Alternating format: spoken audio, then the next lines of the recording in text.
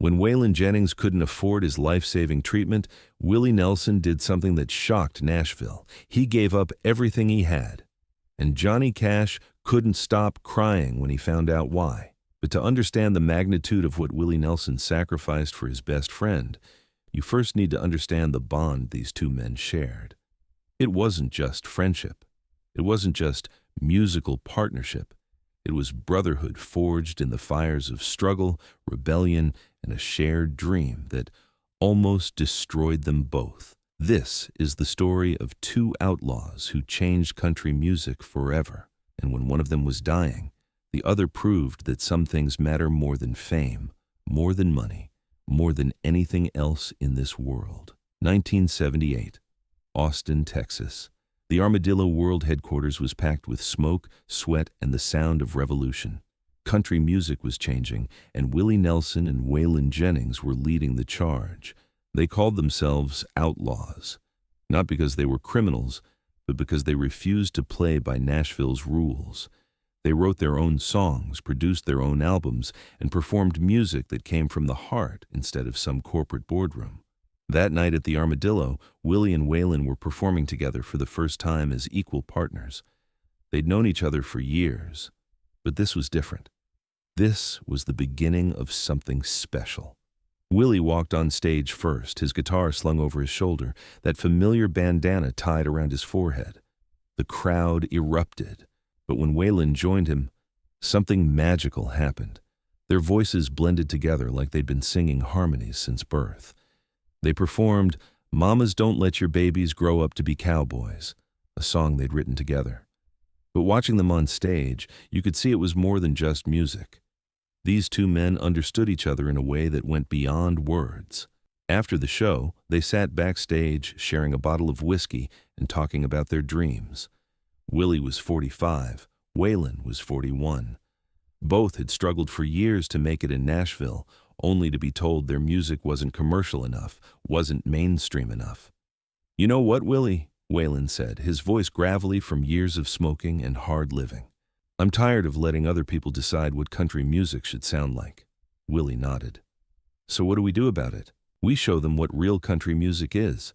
We do it our way, and if they don't like it, they can go to hell." That conversation led to the formation of the Highwaymen, along with Johnny Cash and Chris Christopherson, four legends who would become not just musical partners, but brothers. But the bond between Willie and Waylon was special. They understood each other's pain because they'd both lived it. They'd both been rejected by the Nashville establishment. They'd both struggled with addiction, with failed marriages, with the pressures of fame. Willie had grown up dirt poor in Abbott, Texas. Waylon had come from nothing in Littlefield, Texas. They'd both clawed their way to the top through pure talent and stubborn determination. And they'd both paid the price. By the mid-1980s, the Highwaymen were at the peak of their success. Their albums were selling millions of copies. Their concerts were selling out arenas across the country. Willie Nelson was not just a country star, he was an American icon. But success came with its own problems.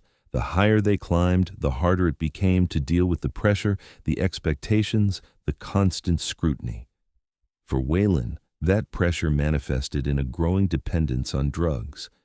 It had started innocently enough, with amphetamines to stay awake during long tours.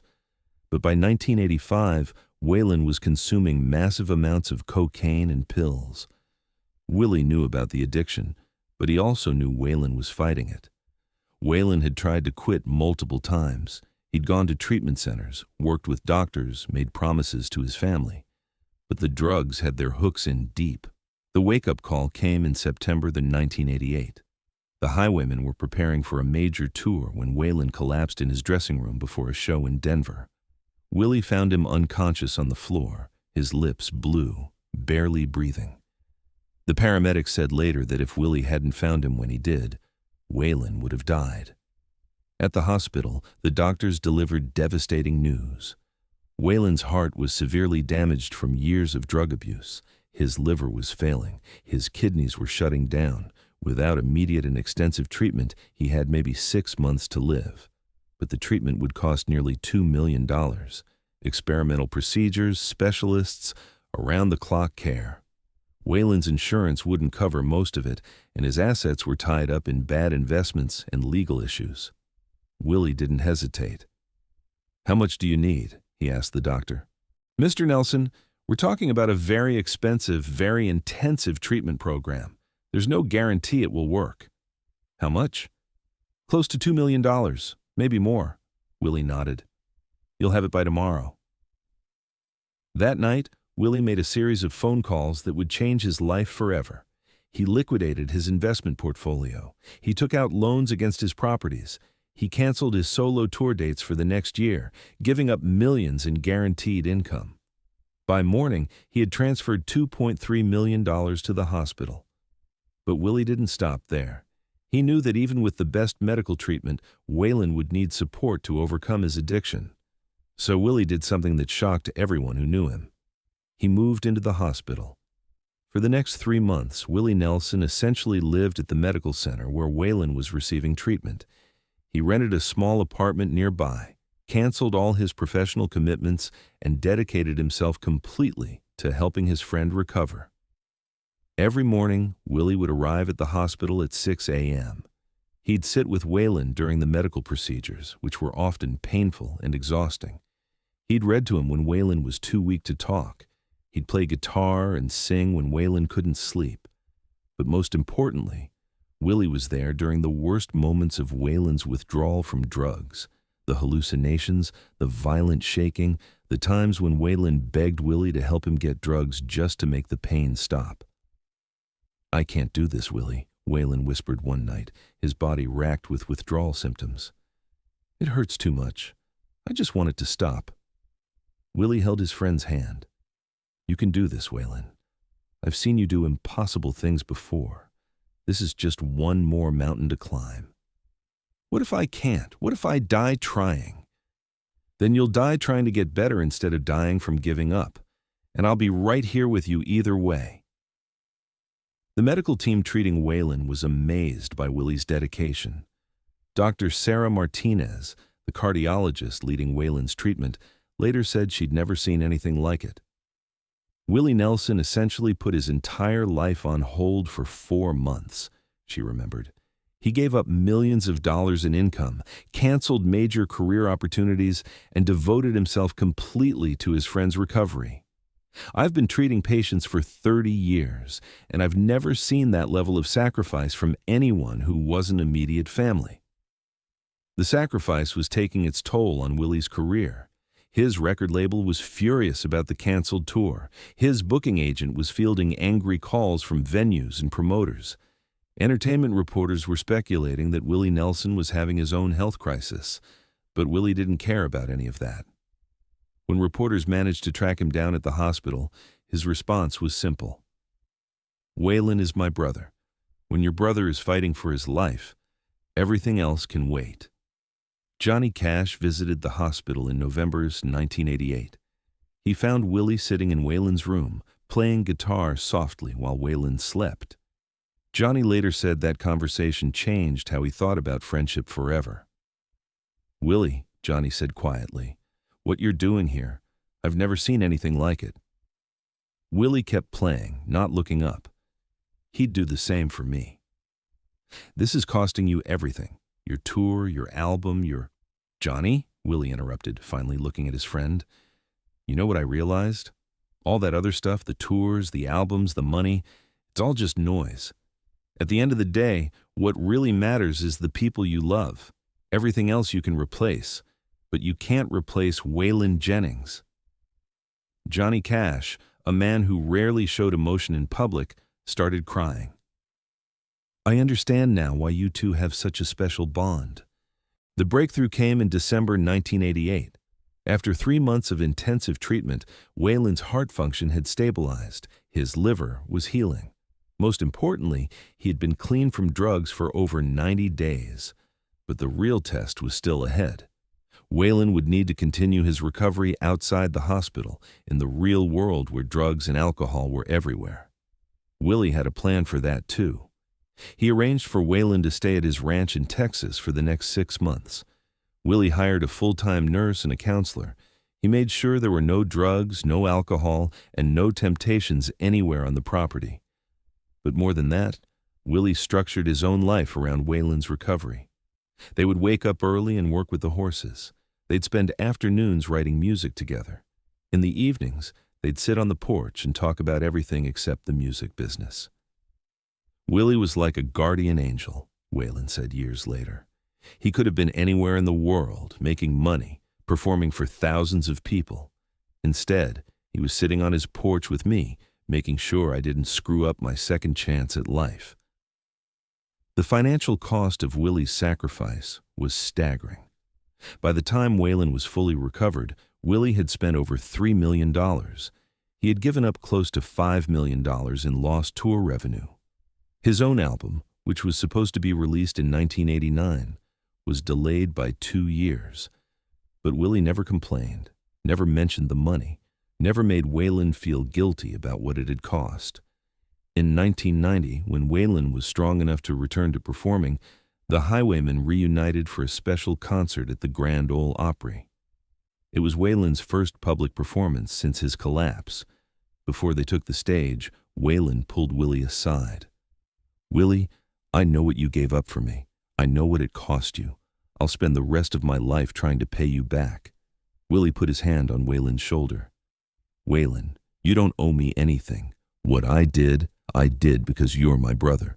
Brothers don't keep score. But Willie, no buts. You being alive, you being healthy, you being able to sing tonight, that's worth more than any amount of money. That's all the payback I need." That night, they performed "Mamas Don't Let Your Babies Grow Up to Be Cowboys" together for the first time since Waylon's collapse. There wasn't a dry eye in the Grand Ole Opry.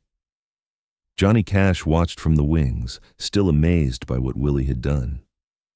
Later, he said, "Watching Willie Nelson sacrifice everything to save Waylon Jennings taught me what real love looks like. Not romantic love, but the kind of love between friends that's willing to give up everything without expecting anything in return." Chris Christopherson, the fourth member of the Highwaymen, put it even more simply. Willie Nelson didn't just save Waylon's life. He showed all of us what it means to be a true friend. Waylon Jennings lived for another 14 years after his recovery. During that time, he recorded some of his best music, reconnected with his family, and became an advocate for addiction recovery. In every interview about his sobriety, Waylon credited Willie Nelson with saving his life. "Willie gave up millions of dollars and put his career on hold for me," Waylon said in a 1995 interview. "But that's not even the most important thing he did. The most important thing he did was show me that I was worth saving. When you're in the depths of addiction, you don't believe that about yourself. Willie believed it when I couldn't." The story of Willie's sacrifice might have remained private forever, except for a conversation that took place in 2001, just months before Waylon's death. Waylon was in the hospital again, this time with complications from diabetes. Willie was once again by his bedside. "Willie," Waylon said, his voice weak but determined, "I want people to know what you did for me. I want them to understand what real friendship looks like." "Waylon, that's between us. Always has been." "No, Willie. It's bigger than that. There are people out there struggling with addiction, people who think they're not worth saving. If they knew that Willie Nelson gave up everything to save a broken-down old outlaw like me, maybe they'd realize they're worth saving too." Willie was quiet for a long time. Then he nodded. "If that's what you want, then that's what we'll do." Waylon Jennings died on February 13th, 2002. At his funeral, Willie Nelson delivered a eulogy that brought grown men to tears. "Waylon used to say that outlaws stick together," Willie said. "But what he taught me is that true friends don't just stick together in good times. They stick together when everything falls apart. They stick together when it costs them everything. They stick together because love isn't about what you get. It's about what you're willing to give." After the funeral, Johnny Cash pulled Willie aside. "Willie, I've been thinking about what you did for Waylon. The money, the time, everything you sacrificed. I understand now why you did it. but I still can't believe you did it." Willie smiled, that gentle smile that had comforted Waylon through so many dark nights. "Johnny, let me tell you something my grandfather taught me when I was a boy. He said that in this life, you're going to meet a lot of people. Most of them will be acquaintances. Some of them will be friends.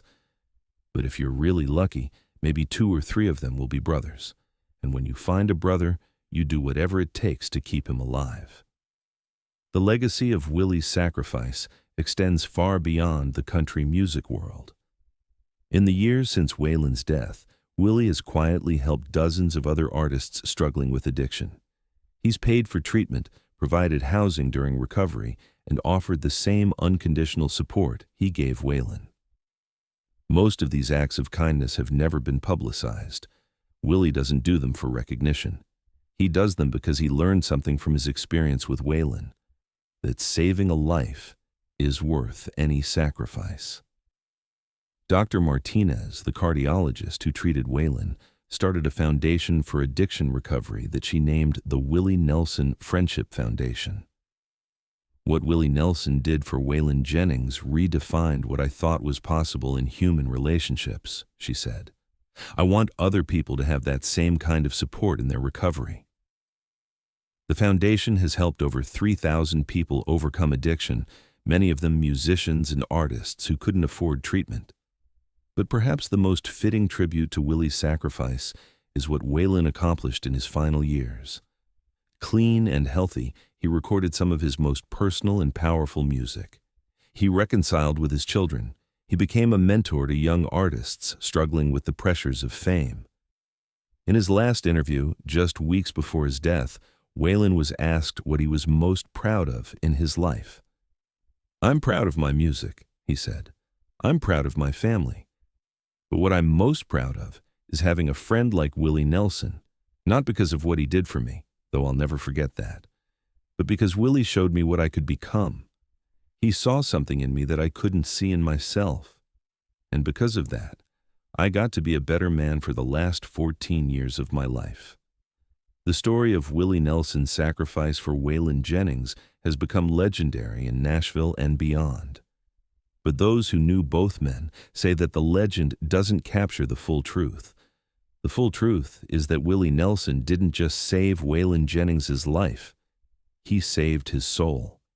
He proved that even in a business known for greed and selfishness, genuine love and friendship could still exist.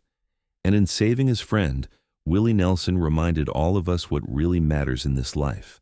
Not the money, not the fame, not the accolades, but the people we love and what we're willing to do to keep them in our lives.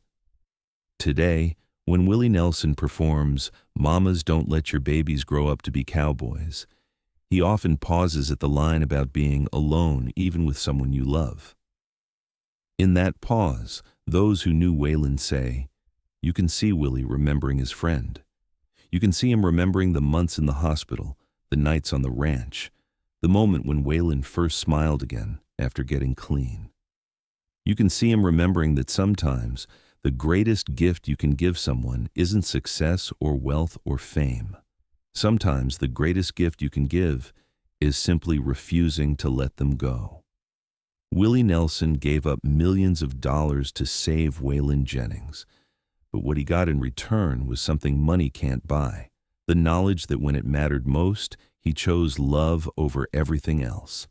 And that choice, that sacrifice, that unwavering loyalty, that's what turned 2 country music outlaws into brothers for life.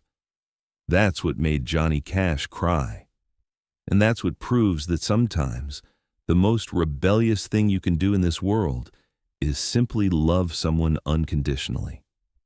Willie Nelson and Waylon Jennings showed us that real friendship isn't about good times and shared success. Real friendship is about holding someone's hand in their darkest hour and refusing to let go, no matter what it costs you. In the end, that's the most valuable lesson 2 outlaws ever taught the world.